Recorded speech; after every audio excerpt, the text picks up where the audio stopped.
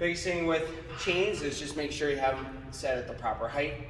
So you fully unload the bottom and you come up all the way.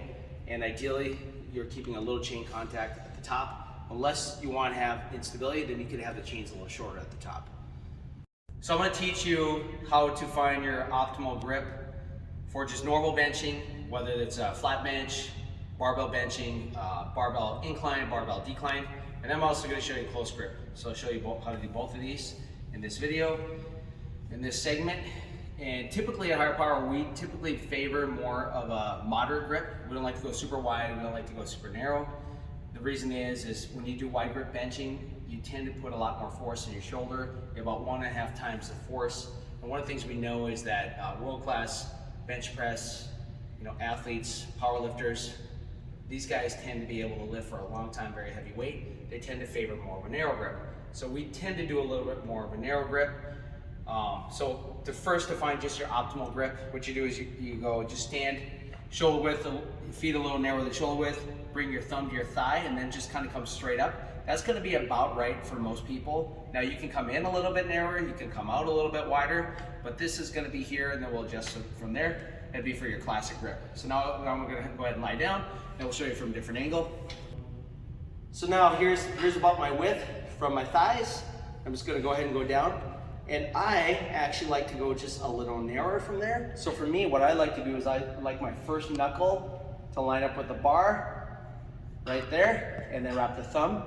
And that's one technique. There is another technique you can do too. You could usually put, for a lot of people, they may also want to just take the tip of their thumb and line up with the knurling and the smooth part and wrap there. If you like just a slightly wider grip, but I like slightly narrower. So for me, I like this position.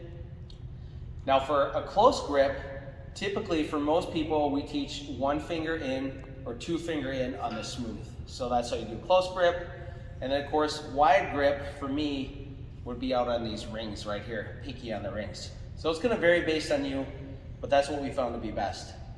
So when bench pressing, whether you're gonna do flat, decline, or incline, this technique is going to apply for all forms of bench pressing. I'm going to teach you the different contact points we need to maintain when we press. So first off is we're going to sit down on the bench and we're going to lie back. And what you want to do is you want to get your eyes underneath the bar. That's the first thing. So I'm going to get the eyes right underneath the bar. And then from there, I'm going to bend my knees a little bit. You don't want your feet out here. You don't want to be super bent where you're on your toes, although a lot of powerlifters will do it. We want our feet firmly on the ground, but we do want a little bit of knee bend. So right there, I have a pretty good knee bend. So that's a good position for me. That's gonna give me more solid base of support to press off of. Then from there, I'm gonna pop up my chest. I always wanna keep my head down and my butt down. So I have my feet down, that's contact 1 and 2, butt down, contact 3, shoulders down, and head down, okay? Now, next thing I'm gonna do is I'm gonna squeeze my shoulder blades together, really, really tight. That's really important that you always keep your shoulder blades anchored. So squeeze together, I'm gonna get my grip, and then from here, I'm gonna press up the bar. If you have a spotter, it's always good to have a spotter on the bench, not only in case you get stuck, but it does save your shoulders. If you're always unracking on your own, it's a little bit harder on your shoulders over time.